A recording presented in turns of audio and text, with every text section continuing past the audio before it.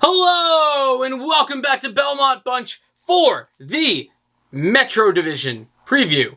The gang's all here. That was terrifying. So today we're doing the Metro Division preview. I have my predictions ready. We'll jump right into it.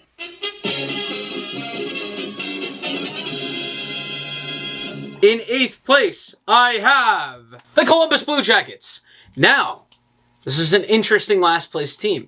I feel like I say that for every team. Is it interesting because you said it? Yes. We'll start from the fourth line up. Eric Robinson, Sean Corrali, Liam Foudy. That looks like an effective fourth line to me. Liam Foudy is very fast, and the other two are very... Well, I'm sorry. Corrali is an accomplished, solid glue guy. Eric Robinson, I think, has some upside as a power forward. Third line, Boone Jenner and Texier are still guys that can add some offense and be responsible defensively. Bjorkstrand has been really good the last few years. He's got Jack Roslovic and Gustav Nyquist. We'll see how healthy he is. This is all via... Sorry, the lines are from Daily Faceoff, by the way. And the first line is listed currently as Cole Sillinger, Patrick Laine, and Jakub Voracek. Tough spot to put Cole Sillinger in that quickly. So... I don't know. That feels tough, and maybe he'll go down the lineup. This just feels like a team that's going to be hard-working. Maybe not Patrick Laine. We'll see. But it feels like a hard-working team in the forward group that isn't going to make games easy on anyone, even though I'm picking them for last. Defensively, Gavrikov, Kukan, Werenski, Boquist, Bean, and Peak. Again, decent unit. A little bit of young guys getting... probably acclimated a little bit more. Jake Bean has a lot of upside. Peak seems to have some upside. I don't know if that's peaky or peak. I've never heard it said. But Gavrikov I like a lot, and he could help Jake Bean along the way, right off the get-go. Werenski, Boquist, fresh start. Really excited for him. I think, the Seth Jones move is going to pay off in the long run. In goal, Elvis is still there. And Eunice Korpisalo. I do like these goalies. I think last year they were the victims of a very difficult division, and maybe not having, the coaching situation. It just tends to grind on you, and maybe fresh start this year, a little bit less pressure on them. So could be a unit that surprises and goes up the standings a little bit. And actually, I should say before we go at 7, Max Domi. His health is also in question. We'll see. That would help Sillinger, maybe. And that would also make the team, again, able to move up maybe as high as 5th or 6th. So we'll see. Now, for the 7th place team, we have the New Jersey Devils. So the Devils, for me, the forward group could be very interesting. I said it again. I think the forward group could be good. Thomas Tatar coming in. Is pretty good for Jack Hughes. Yegor Sharangovich, one of my favorite names, showed some stuff last year. You've got Andreas Janssen. It just hasn't really worked out here, so that's not great. Nico Hischier, though, is back. He was hurt a lot of last year. That should help down the middle, offensively and defensively. Jesper Bratt, I like as a middle 6 guy. Miles Wood, I love his speed. That's good for the penalty kill on the counter attack. Pavel Zacha had a pretty successful year last year. And Jani Kuokkanen, another young guy who I think has looked pretty decent. The 4th line, Boqvist, McLeod, and Mercer. Some young guys. So this is why I have this team as far down as I do. They had a good offseason. And I guess we'll go right into that, where they got Graves and Hamilton, Ryan Graves and Dougie Hamilton. Pretty good. Pretty good business here by the Devils. And Ty Smith gets another year. It'll be with Damon Severson, apparently. Siegenthaler and Subban. Although Subban, tonight, in between these videos, as we filmed all of our previews in the same night, I saw the Subban slew foot on Ryan Reeves. Maybe a suspension. We'll see. Subban, though, not much of a plus defensively anymore at all. Isn't a plus. So this feels like a team that has upside, but I'm worried about the goaltending situation. And that is because Mackenzie Blackwood still isn't vaccinated. That will make it very complex on where he can play what the situation's going to be like with him and his teammates. I'm sure it won't be good for the chemistry, where he's just completely isolated from his teammates all year. And the backup being Bernier, pretty solid. And Wedgwood as the 3 gave the Islanders fits last year. So it's not bad, but that's just a precarious situation with Blackwood. And I still think the forward group is going to be going through it a little bit. And I think they'll be a little bit better defensively. But again, I don't know if there's a single bad team in this division. So the Devils, I think all these teams have some playoff upside. That'll lead us to the number 6 team, the Philadelphia Flyers. It's a team that year to year is very, very difficult to figure out because they're good when you don't think they'll be good, and they're bad when you think they'll be good. Last year, they fell back after having an amazing season prior to that. Very hard to figure this team out. A little bit of changes. They bring in Cam Atkinson, who... this is a really potent offense from the Flyers. And this team, I do think, has a lot of upside. I could be massively underrating them because you've got on the left, Giroux, Van Riemsdyk, Lindblom, and Lawton. I thought I was going to say that faster. And down the middle, Couturier. You've got Morgan Frost now, who I keep hearing such great stuff about him. It's time for him to get an NHL shot. Derek Brassard, I miss you, bud. I know you grew a beard. You'll be back.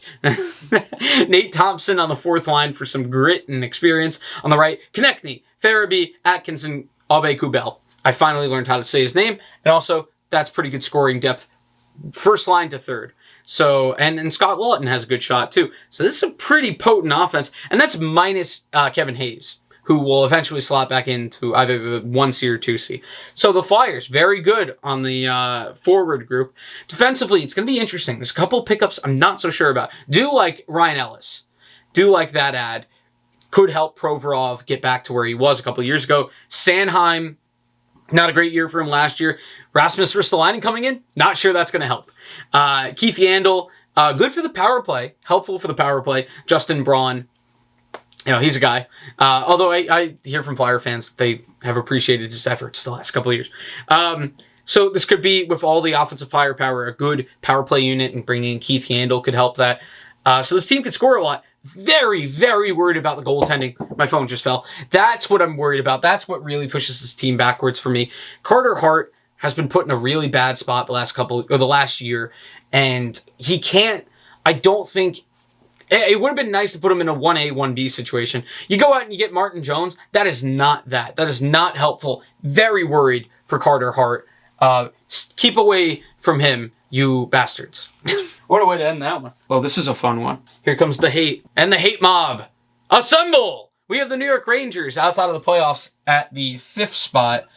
How many years now? This would be a really frustrating spot for the Rangers because it would be like, oh, we just missed again.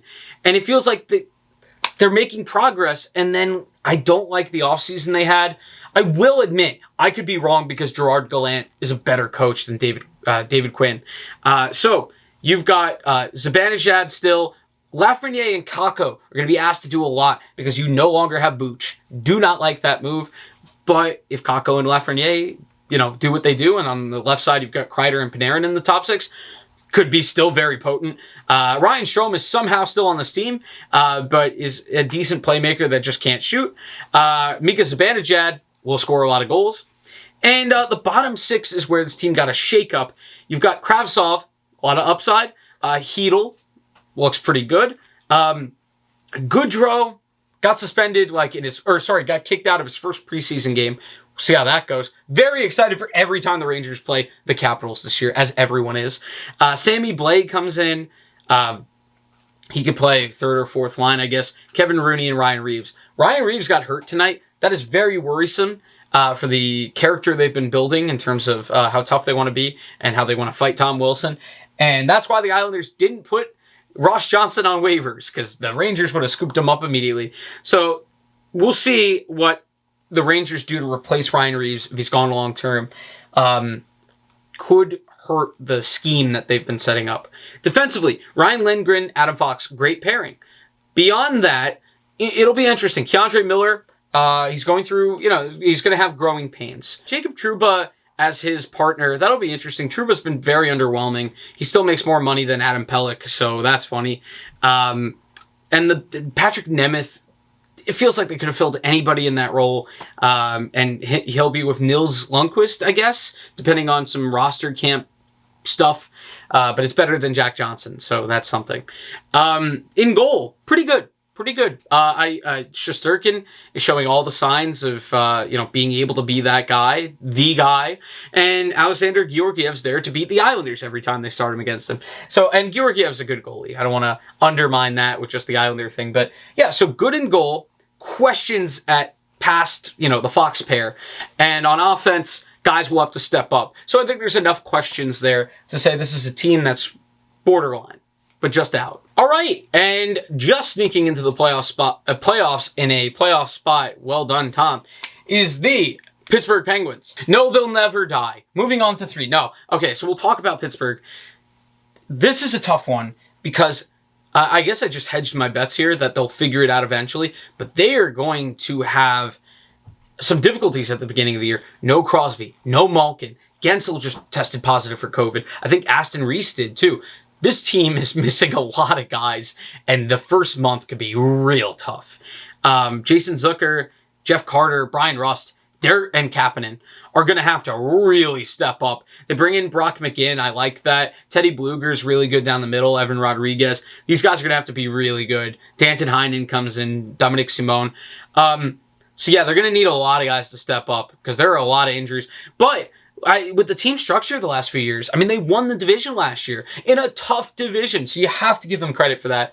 And I'm kind of throwing some blind faith in there that they just seem to figure it out. And over the last few years, even when Malkin's been hurt, they've played pretty well. So I got to give them the benefit of the doubt until they, fall off. And Brian Dumoulin, Letang, Matheson, Marino, Pettersson, Friedman on defense.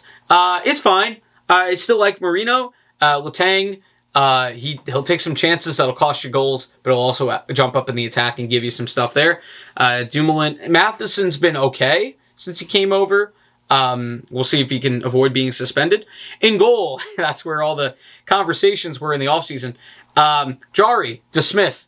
It's not a bad pair. Jari was good during the regular season, had a real bad playoff. It'll be very interesting to see if he can mentally get past that series because he was dreadful.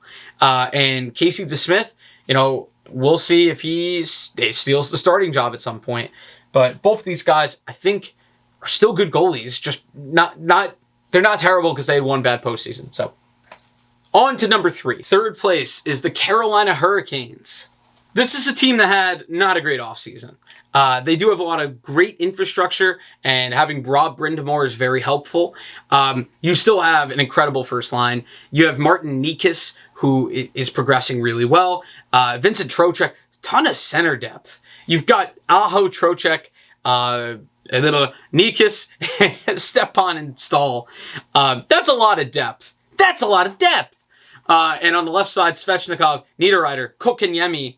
I still feel like that was a weird move, and I still feel like they're overpaying for him, but he's having a good preseason, so maybe it'll work out. Jesper Fast, still pretty good third liner to add some offense.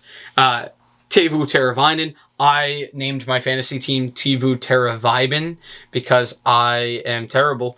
And Martin Nikas. The fourth line, Stepan Lorentz and Martinook. I like Martinook. Stepan, I don't know about. We'll see. But pretty decent forward group still. Huge center depth, which is helpful in this league. Slavin with D'Angelo. It's not quite Slavin Hamilton.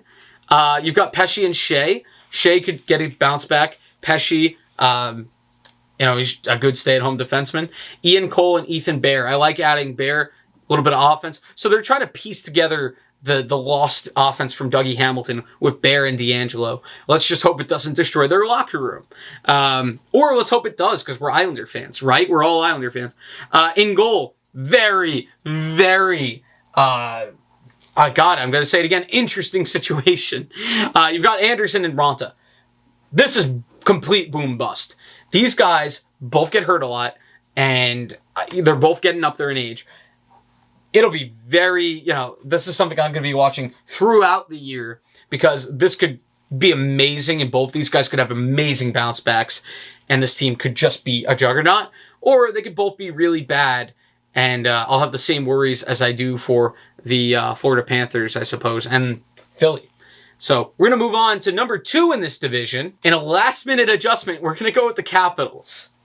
So originally, I had the Capitals winning the division, kind of throwing, back to like, this is a team that's fairly similar to last year and is a really good regular season team that's still got a lot of scoring. What gave me pause is their defense last year was not very good, and it hasn't been since Barry Trotz left. And they lost Brendan Dillon, and Brendan Dillon's a pretty good defenseman.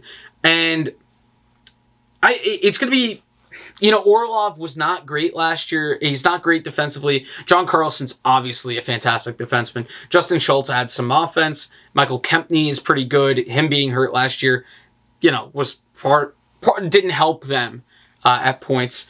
And in goal, I think it's pretty good with Samsonov and Vitek Vanacek, which when I was originally going to do like additions and subtractions in the offseason, but my job has required very much time. So I want to still make the joke I was going to make. The biggest loss for the Capitals in the offseason was Vitek Vanacek. The biggest addition was Vitek Vanacek because they lost him in the expansion draft and then they traded back for him. That was fun.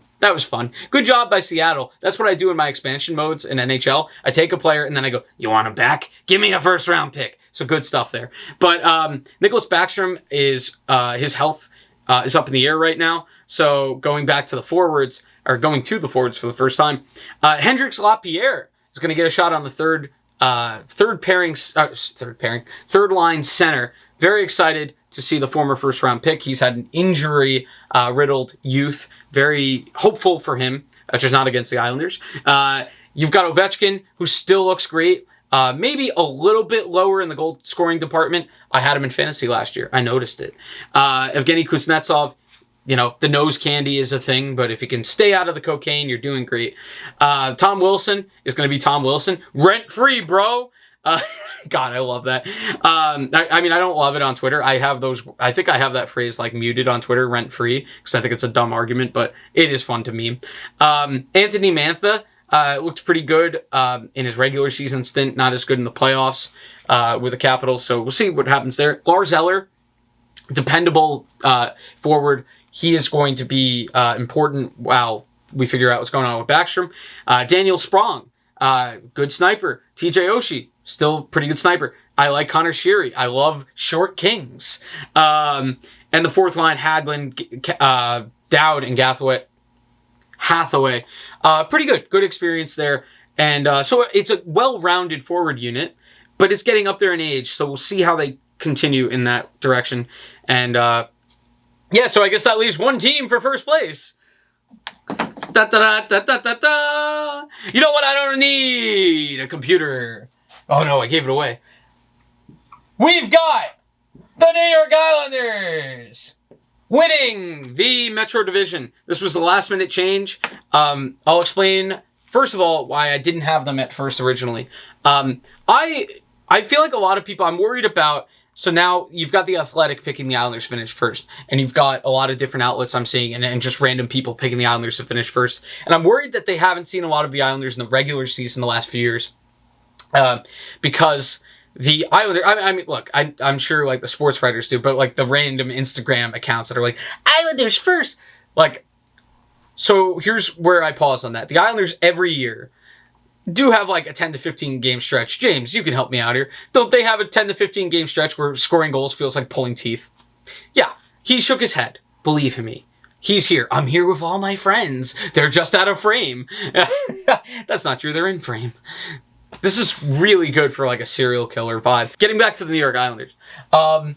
So I just want people to know when they're watching the Islanders for the first time this year in the regular season and going, oh, wait a second, I thought these guys are the best ever, and they beat everybody come playoff time, except for Tampa Bay. I want you to know that they do go through stretches. I think maybe because the Barry Trotz system is very demanding for forwards, offensively and defensively, that, I think there are stretches where guys get exhausted. And but the fitness level, obviously, you see it come playoff time. It's still there. So they're a well-trained team, probably the best coach in the league, and very excited. We're going to get Anders Lee back. We went to the conference finals without Anders Lee, without our captain. That's something to note. And the first line this year, they lose Eberle. I think Paul Mary can make up for it. Paul Mary has scored 30 goals before. That line, to me, feels like a lot of upside there. Second line is what it was. Bailey, Beauvillier, and Brock. Very excited for them. As usual, I just expect them to score in bunches and to be a really good unit together.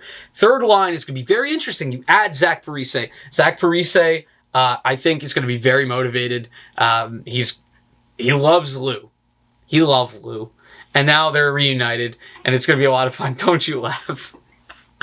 It's going to be very exciting because not having Leo on that line or Dow Cole and having it be, a good offensive hockey player playing with Wallstrom, hopefully, or Panik in that spot, and Pajot. Very excited that unit could be a little bit better and just add the depth scoring a little bit. Fourth line is going to be the fourth line. Johnston might start the year on the fourth line because of Martin's offseason surgery. I'm okay with that. Johnston, I know James loves Johnston, but I like him in short bursts. Defensively, you have re-signed Pelech to an amazing deal. Pollock, he's next up. You got to sign him next year. Great pairing. One of the best pairings. The biggest weakness for the Islanders, in my opinion, is that left side right now, which is Andy Green, who's with Scott Mayfield, and Zdeno Chara.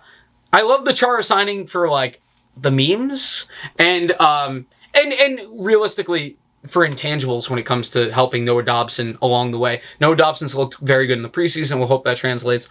But I do want Robin Salo or Eric Gustafsson to win the other job and put Andy Green into seventh defenseman territory. I'll be a lot more comfortable in that scenario because I think we need to replace a Nick Leddy with another Nick Leddy type, and Robin Salo has shown that in the preseason. Goaltending. Varlamov, a little bit worried. He doesn't look like he'll be ready for the start of the year. That could give us some problems at the beginning of the year. I have full faith in Sorokin when he plays. I do not have full faith in Corey Schneider at this point in his career, playing NHL minutes significantly. So that'll be something to watch. Maybe John Gillies actually plays instead of him, but probably not because Lou loves Corey too. Lou loves his guys.